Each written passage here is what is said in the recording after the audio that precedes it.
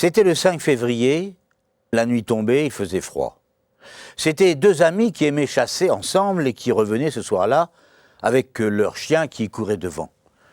Soudain, les animaux se sont arrêtés et ont commencé à grogner d'une drôle de façon.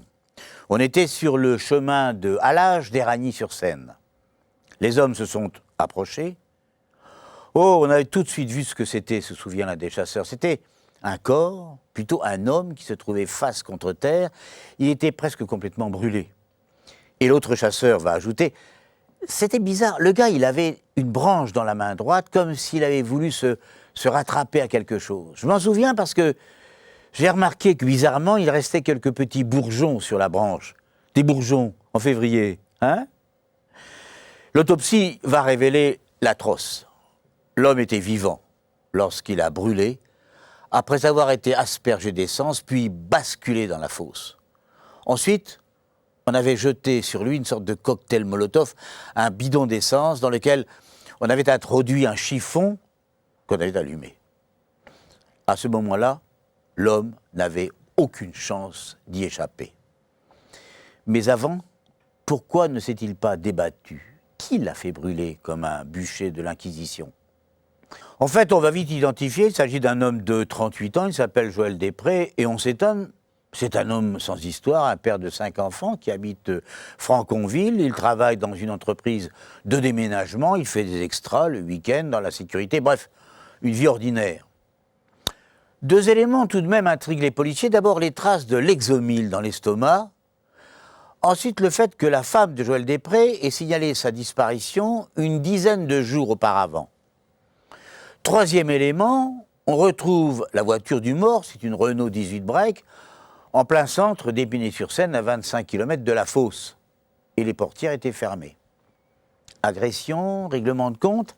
Apparemment, la vie de Després était simple, les commentaires sur lui étaient très favorables. Son patron, par exemple, disait « courageux, travailleur, peu avant sa mort, quand sa camionnette était en panne, il venait au boulot à bicyclette, dans le froid, en plein hiver ».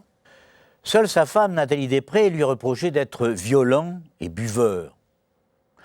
En interrogeant les proches de Joël Després, les policiers constatent que la situation dans le couple n'est pas tout à fait celle que décrit l'épouse. D'abord, dans le F5, situé rue de la Voûte à Franconville, vivent 5 adultes et 7 enfants. Le tout dans un climat de promiscuité et de saleté qui choque même les enquêteurs. Nouvel interrogatoire, Nathalie finit par avouer qu'elle est la maîtresse de l'un des hommes, Stéphane Herry, une liaison que son mari ignorait, dit-elle. On fouille un peu plus et on découvre la réalité des choses. L'amant de l'épouse Stéphane est installé avec sa propre épouse Sandrine, qui est elle-même la maîtresse du troisième homme, William Le Guillon. L'enquête de voisinage révèle la vraie personnalité de Joël Després. Joël, mais c'est un garçon aimable, gentil, toujours prêt à aider les autres. Non, il ne buvait pas du tout. Il adorait ses enfants et sa femme. Et elle, elle le méprisait, elle l'appelait même Ducon devant tout le monde. Et tenez, un jour, elle lui a même mis du produit vaisselle dans son café afin de faire rire tout le monde. Et lui disait rien. Il était amoureux, fou d'elle. En fait, dans ce groupe un peu étrange, Joël Després était bien le seul qui travaillait vraiment. À son travail régulier de déménageur, il ajoutait les petits boulots du dimanche pour faire des cadeaux à ses enfants et à sa femme. Dans cette affaire, dans laquelle on va atteindre les limites de la barbarie, 2 scènes vont marquer les esprits des jurés. D'abord, le 16 janvier, le dimanche, Joël rentre plus tôt que d'habitude, ou les amants ont oublié de se réveiller. Enfin, toujours est-il, il entre, il découvre sa femme dans la chambre, sa femme nue dans les bras de son amant, le couple endormi dans le lit conjugal. Joël se fâche, mais il est raboulé, chassé, humilié. Nathalie va même jusqu'à le gifler. Il se réfugie dans la chambre des enfants et là, il pleure. Les gosses le voient pleurer et s'en souviennent. Ils le raconteront à la cour d'assises. Ils raconteront aussi que l'amant, qui devait dormir normalement sur le canapé, se glissait en réalité dans le lit du mari dès que celui-ci, à 6 h du matin, partait au travail. Seconde photo, ce sera le 20 janvier, au soir. L'un des fils de Joël est réveillé par les cris, les insultes. Il voit son père titubant, soutenu aux épaules par Stéphane Herry et William Le Guillon. Ils sont descendus par l'ascenseur, va raconter l'enfant. Je les ai vus sur le parking. Ils ont mis papa dans le coffre de notre voiture, puis ils sont partis. Ils sont revenus quand je dormais, je ne sais pas où était papa. Pour comprendre ce qui a bouleversé les jurés des 2 cours d'assises, pour comprendre aussi leur verdict, mieux vaut parcourir la vie de Nathalie Després. Elle avait 15 ans lorsqu'elle est, comme on dit, tombée enceinte de Joël. Il était amoureux, pas question pour lui de l'abandonner, ils se sont donc mariés. Et puis les enfants sont nés les uns après les autres, sans trêve. Ils vivent dans le F5 de Franconville, et c'est visiblement après la naissance de la dernière, le 5e enfant, la petite Laura, que les choses ont brusquement changé. À cette époque, Nathalie est une jeune femme brune, d'allure élancée, un visage aux traits réguliers. Elle est âgée de 31 ans. C'est une extravertie, elle parle beaucoup. Alors, soit Nathalie n'avait pas une grande connaissance des procédés de contraception, soit ses sentiments pour Joël s'étaient modifiés. Enfin, en fin de compte, elle dira « Un jour, j'ai mis un traversin au milieu du lit, je ne voulais plus qu'il me touche. » Joël n'insiste pas, mais il est malheureux. Quand il tente une caresse, elle lui crie « Va donc te branler dans les chiottes !» Nathalie veut changer de vie, disons d'homme. Alors, elle a un premier amant, qui la trompe vite d'ailleurs avec sa jeune sœur. Dépression, elle n'a plus goût à rien. Et peu à peu, l'appartement devient une sorte de squat, tandis que les enfants sont laissés à eux-mêmes. Joël tente de régler tout ça, mais la situation le dépasse. À Noël 99, Nathalie s'empare d'un nouvel amant, Stéphane, petit homme au visage poupin, un regard très bleu derrière des lunettes métalliques, c'est un vigile. Et c'est Joël d'ailleurs qui l'a connu le premier. Il raconte, c'est à mi-décembre 99 qu'il m'a invité chez lui pour la première fois et que j'ai fait la connaissance de sa femme Nathalie. Il savait que mon épouse m'avait quitté, alors il m'a invité à passer les fêtes avec sa famille pour que je ne sois pas seul. Et il va ajouter, c'est dans la nuit du jour de l'an que j'ai couché avec sa femme pour la première fois. Stéphane tombe sous l'emprise de Nathalie qui l'installe donc chez elle. Pour sauver les apparences, elle raconte que Stéphane va refaire les peintures et qu'il serait plus sympa que sa femme vienne avec lui. Joël ne voit rien, il accepte. Il accepte encore l'installation d'un autre vigile.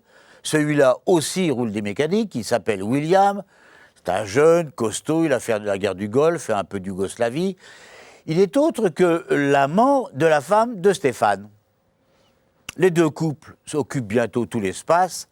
Joël n'est plus qu'un gêneur à la vie commune. Malgré les tentatives de rapprochement, malgré les cadeaux, malgré les gestes de tendresse, Nathalie le repousse de plus en plus brutalement. La découverte de la liaison de sa femme avec l'homme qui le remplace dans le lit conjugal finit de détruire Joël. Lui qui fait la vaisselle, qui s'occupe des enfants, qui fait les courses, il dérange. Il nous gênait d'ailleurs, dit William au juré du premier procès. Il nous gênait, il s'accrochait à nous, il voulait faire partie de notre monde, mais nous, on n'en voulait pas. Ils en avaient beaucoup discuté, en fait, tous les 4. Comment s'en débarrasser? C'est nous, à vous, Stéphane, c'est Nathalie et moi qui avons eu l'idée de tuer Joël. C'était 2 jours après qu'il nous ait surpris au lit. Nathalie, elle en avait marre de cette situation, et en plus, il s'accrochait, il ne voulait pas divorcer. Le petit homme semble, devant les jurés, dévider son récit sans trop de sentiments. Donc on a décidé de le tuer. Ils en discutent, ils ont finalement trouvé la manière. William l'a proposé, on l'endort, et puis on va le brûler dans un endroit que je connais. Pour tout le monde, c'est oui, car chacun d'eux a finalement intérêt à se débarrasser de Joël. Déclaration de William au procès, je l'ai fait parce que Stéphane voulait vivre avec Nathalie. Si Joël disparaissait, ça devenait possible. Et surtout, ainsi, je pouvais enfin vivre avec Sandrine. Voyons. Et la mécanique criminelle se met en route. Nathalie va écraser plusieurs comprimés de tranquillisants et les mélanger au repas de Joël. Comme une sorcière qui prépare une mixture mortelle.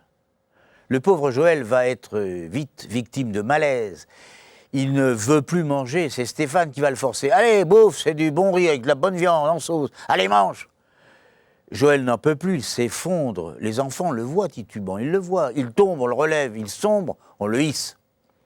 William et Stéphane le supportent, le descendent donc sur le parking et le basculent en effet dans le coffre de sa propre voiture. Son fils n'en verra pas plus, heureusement d'ailleurs, car le plus atroce est pour maintenant. Stéphane et William empruntent la 15 pour remplir un bidon d'essence à une station-service, puis ils poursuivent leur route jusqu'au chemin de halage. Là, ils sortent Joël du coffre de la voiture. Il est littéralement assommé par les médicaments, il gémit, il est basculé dans la fosse. Stéphane va l'arroser d'essence, prendre un chiffon, le plonger dans le bidon, l'allumer, une sorte d'énorme cocktail Molotov, qu'il jette sur le corps de Joël. Stéphane va l'observer quelques minutes, puis finalement, les deux hommes s'en vont. En se retournant, avant de repartir, ils pourront voir la nuit une sorte de brasier, entendre sans doute peut-être des hurlements de douleur, mais le bruit du moteur les a probablement étouffés. C'est ainsi qu'est mort Joël Després, brûlé vif alors qu'il respirait encore. À l'audience, maître Cathy Richard, l'avocate des victimes, va constater « Joël n'est déjà plus un être humain aux yeux de sa femme et des autres. Il était considéré comme un objet encombrant. Alors on a fait avec lui ce qu'on fait avec un objet encombrant, on l'a balancé dans un dépotoir. » L'enquête va d'ailleurs révéler que les deux hommes ont d'abord garé la voiture de leur victime en plein centre d'Épinay pour faire croire à une disparition volontaire, puis ils sont revenus dans la nuit à Franconville. Avant de se coucher, enfin libres, ils ont regardé une cassette, puis ils ont bu une tasse de café. Stéphane va d'ailleurs l'avouer. J'ai téléphoné à Nathalie, je lui ai dit « ça y est, c'est fini, on est tranquille ». On ne sait pas trop ce qu'a répondu l'épouse du mort. Apparemment, elle était satisfaite de son amant. Elle en acceptera d'ailleurs une bague de fiançailles 3 semaines plus tard. Stéphane s'est installé en maître des lieux. Les enfants de Joël doivent l'appeler Papa Stéphane. William, lui, s'est affiché aux obsèques de Joël en compagnie de Sandrine. Sur le livre de condoléances, il a même écrit « à notre ami ». La dernière insulte à celui qui l'a regardé brûler. Devant les jurés des 2 cours d'assises, Pontoise d'abord, puis Versailles en appel, les 4 assassins ont pleuré, ils se sont évanouis, ils ont murmuré qu'ils avaient des remords. Les enfants ont écouté et ils ont regardé leur mère avant d'aller se réfugier chez leurs grands-parents. Comment oublier ce qu'ils ont vu, ce qu'ils ont entendu? Nathalie, William, Stéphane ont été condamnés chacun à 30 ans de réclusion criminelle, Sandrine à 8 ans de prison. Il y avait 25 km entre le parking de Franconville et la fosse du chemin de halage. 25 km qui ont été une sorte de dernière chance pour Stéphane Herry et William Le Guillon de ne pas franchir le seuil d'une telle barbarie. Ils ont préféré battre le briquet au-dessus du dépotoir dans lequel ils avaient jeté leur victime. Lorsqu'on a réussi à dégager ce qui restait du corps, on a trouvé une liste de courses dans le blouson de Joël. Lait, lessive, assouplissant à la pêche. Lessive avec lesquelles ces meurtriers ont lavé leurs vêtements qui sentaient l'essence. On a aussi découvert un portable. Les 3 derniers appels étaient adressés à Nathalie, comme pour lui demander secours, comme pour lui dire encore « je t'aime ». Il y a longtemps qu'elle ne l'écoutait plus.